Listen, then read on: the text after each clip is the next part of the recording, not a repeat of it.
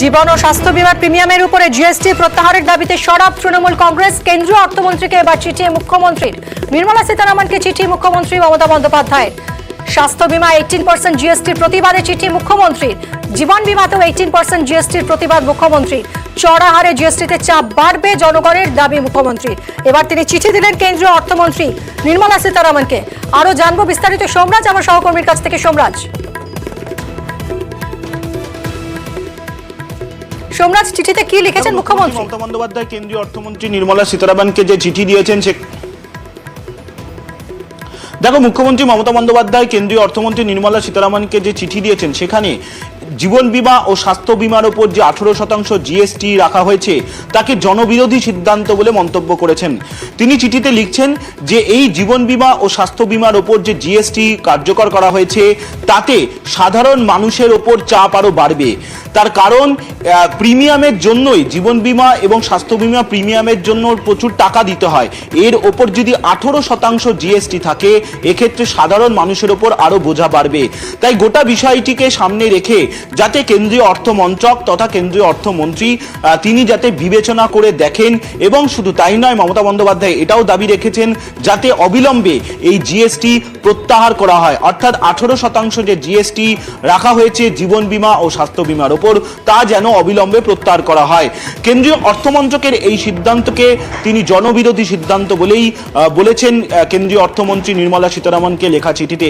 তুমি জানো, ইতিমধ্যেই তৃণমূল কংগ্রেস গোটা বিষয়টি নিয়ে প্রতিবাদের সুর তুলেছেন। মমতা বন্দ্যোপাধ্যায় গতকাল যে এই ইস্যুকে সামনে রেখে প্রতিবাদের আন্দোলন আরো তীব্র হবে সেই ইঙ্গিত দিয়ে রেখেছেন, এবং কেন্দ্রীয় অর্থমন্ত্রী নির্মলা সীতারামনকে যে চিঠি দিয়েছেন তার প্রত্যেকটি অংশেই কার্যত প্রতিবাদের ভাষা। মুখ্যমন্ত্রী মমতা বন্দ্যোপাধ্যায় তার সঙ্গে তিনি এটাও স্পষ্ট করেছেন যে এই ইস্যুতে সামনে রেখে এবং সাধারণ মানুষের কথা মাথায় রেখে যাতে এই 18% জিএসটি প্রত্যাহার করা হয়। ধন্যবাদ সোমরাজ।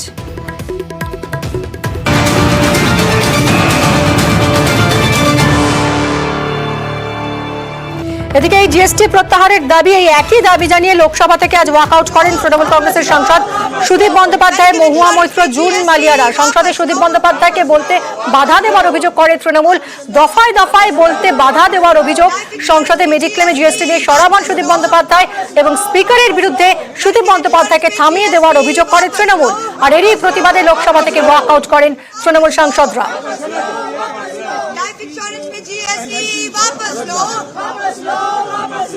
मेडिकल इंश्योरेंस पे जीएसटी वापस लो,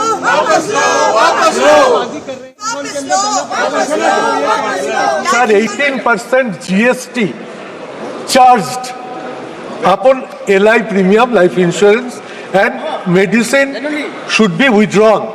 Sir, this GST is anti-people. Sir, this GST is adversely affecting the people of India. So I propose that this proposal should be rolled back.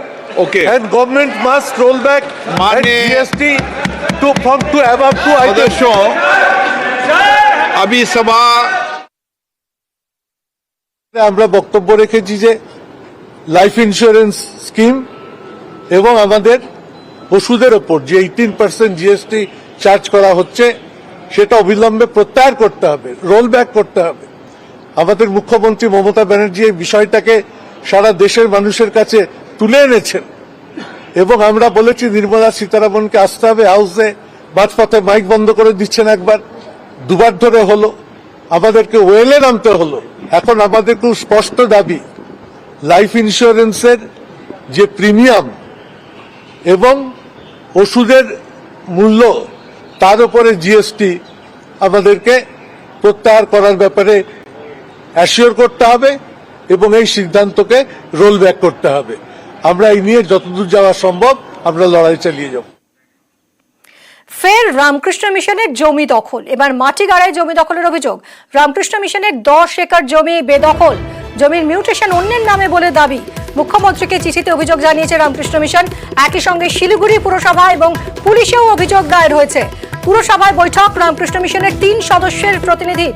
কথা বলবো পার্থ আমাদের প্রতিনিধির সঙ্গে।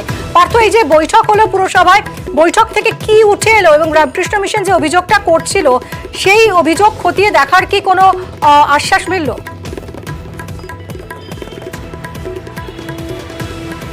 একেবারে তাই আশ্বাস মিলেছে এবং এই বৈঠক যথেষ্ট ফলপ্রসূ হয়েছে এমনটাই কিন্তু দাবি রামকৃষ্ণ মিশন কর্তৃপক্ষের, যে 3 সদস্যের প্রতিনিধি দল তারা এসেছিল, মেয়রের সঙ্গে তারা বৈঠক করেন।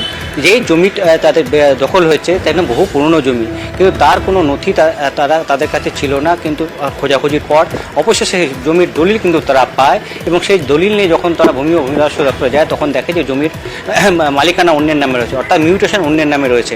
তখনই তাদের সন্দেহ হয় এবং গোটা বিষয়টি জানতে পেরেই তারা মুখ্যমন্ত্রীর দ্বারস্থ হন। মুখ্যমন্ত্রীর কাছে চিঠি পাঠিয়েছেন। সেই চিঠির কপি কিন্তু শিলিগুড়ির মেয়র, শিলিগুড়ি পুলিশ কমিশনার তাদেরকেও দিয়েছেন, যাতে তারা তাদের যে এই দখল হয়ে যাওয়া জমি সেটা তারা আবারও ফিরে পায়। এটাকে আমরা দেখেছি শিলিগুড়ির ভক্তিনগর এলাকায় তাদের জমি দখলের চেষ্টা চালিয়েছিল, বেশ কয়েকজনকে গ্রেপ্তারও করে পুলিশ। তারপরেই কিন্তু সেই রেস কাটতে না কাটতে আবার এই জমি দখলের অভিযোগ রামকৃষ্ণ মিশনের, এবং নির্দিষ্টভাবে কারো বিরুদ্ধে তাদের এখনও অভিযোগ তোলেনি, কিন্তু যাদের নামে মিউটেশন রয়েছে সেটা তারা খুঁজে বের করতে চায় এবং প্রশাসনিক কর্তারা যাতে তাদের এই বিষয়ে সহযোগিতা করে সেই জন্যই তাদের এই প্রশাসনিক কর্তাদের দ্বারস্থ হওয়া। এবং মেয়র যেটা জানালেন যে যাদের নামে মিউটেশন রয়েছে আর যেহেতু দলিল রয়েছে রামকৃষ্ণ মিশন কর্তৃপক্ষের কাছে, সেই অনুযায়ী যারা এই মিউটেশন করেছে তাদের সঙ্গে খুঁজে বের করে তাদের সঙ্গে আলাপ আলোচনার মাধ্যমে এই জমি যাতে তারা ফিরে পায়, ভূমি ও ভূমি রাজস্ব দপ্তর যাতে উদ্যোগী নয় সেই বিষয়ে একটা সেতু হিসেবে কাজ করবে শিলিগুড়ি পৌরসভা, এমনটাই তিনি জানিয়েছেন। যাতে রামকৃষ্ণ মিশনের যে এই যে 10 একর জমি অর্থাৎ 30 বিঘা জমি, তার মধ্যে 10 বিঘা জমি তাদের কেনা ছিল। সেটাই দেখার। অনেক ধন্যবাদ পার্থ।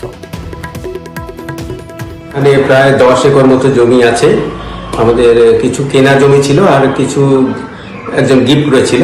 আমাদের দেখভালের অভাবে ওখানে একটু দখল হয়ে গেছিল। যারা ওখানে দখল করে বসে আছে ওরা কেউ জাল দলিল টলিল বের করে নিজেদের নামে মিউটেশন করে রেখেছে, তো সেটা তো ঠিক নয়। অরিজিনাল দলিল আমাদের কাছেই আছে। তো আমরা চাচ্ছিলাম যে আমরা একটা অ্যাপিল করেছি আমাদের নামে মিউটেশন করার জন্য আর কি। ডিএমকে একটা চিঠি দেওয়া হয়েছে, বিএলআরকে দেওয়া হয়েছে, মুখ্যমন্ত্রীর কাছে আবেদন জানাচ্ছি যে আমাদের জমিটা যদি আমরা ফেরত পাই তাহলে আমাদের মানুষের সেবার কাজে আমরা ভালোভাবে ব্যবহার করতে পারবো আর কি। এখন ওদের উত্তরায়ণের আশেপাশে কিছু প্রপার্টি ছিল ওরা বলছে। আমি চিঠিটা পাওয়ার পর আমি স্বামীজিদের সাথে কন্ট্যাক্ট করেছি, আমি আসতে বলেছি, ওদের সঙ্গে কথা বলি, দেখি কি বলতে চায় ওরা। বিজেপির শিলিগুড়ি পুরসভা অভিযানে উত্তেজনা ছড়ালো আজ। তৃণমূল কাউন্সিলরদের বিরুদ্ধে দুর্নীতির অভিযোগে পুরসভা অভিযান বিজেপির। ব্যারিকেড ভেঙে এগোলে পুলিশের বাধা, পুরসভার গেটের সামনেই অবস্থানে বিজেপি নেতা কর্মীরা। বিজেপির অভিযোগ উড়িয়ে দিয়েছে তৃণমূল।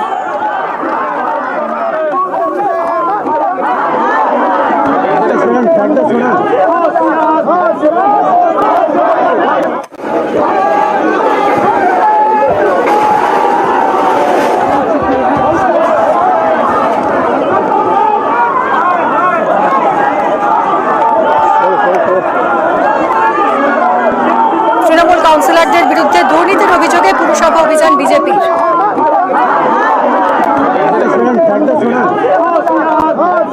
ব্যারিকেড ভেঙে এগোলে পুলিশ বাধা দেয় এবং পুরসভার গেটের সামনেই অবস্থানে বসে পড়েন বিজেপি নেতা কর্মীরা। ব্যারিকেড ভেঙে একেবারে পুরসভার গেটের সামনে পৌঁছে যান বিজেপি নেতা কর্মীরা এবং সেখানেই তারা বসে পড়েন অবস্থান বিক্ষোভে।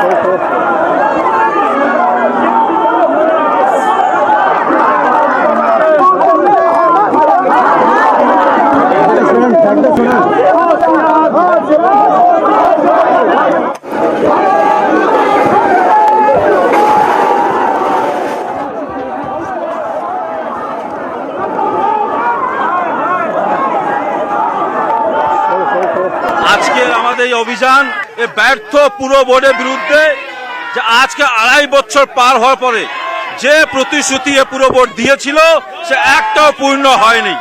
এরা মূলত তিনটা প্রতিশ্রুতি দিয়েছিল, একটা জল আবর্জনা এবং যানজট, তিনটার মধ্যে একটা প্রতিশ্রুতি পূর্ণ হয়নি। যখনই আমরা কোনো কথা বলি এরা বলছে নাকি ফাইন্যান্সিয়াল ক্রাইসিস চলছে, কিন্তু এদের নেতা মন্ত্রীদের বাড়ি গাড়ি সমস্ত সেজে উঠছে। নতুন মন্ত্রী হয়েছেন, হয়তো চাপ নিতে পারছেন না, দলের মধ্যে ওনার চাপ রয়েছে, কোথায় কি বলছেন সেটা উনি ঠিক রাখতে পারছেন না, মানসিক সন্তুলন হারাচ্ছেন। ওনার কাছে যদি তথ্য থাকে আমি ওনাকে চ্যালেঞ্জ করছি, উনি তথ্য মানুষের সামনে আনুন। আমি আইনের নোটিশ পাঠাচ্ছি, ওনাকে জবাবদিহি করতে হবে কোর্টের কাছে। আর যদি করতে না চান তাহলে ক্ষমা চান, শিলিগুড়ির মানুষ নয় পশ্চিমবাংলার মানুষের কাছে ক্ষমা চান। যেই ধরনের কর্মকাণ্ড করার আগে সুস্থভাবে যেন উনি বাড়ি থেকে বেরোন। এদিকে আজ মূল্য বৃদ্ধির প্রতিবাদে বিধান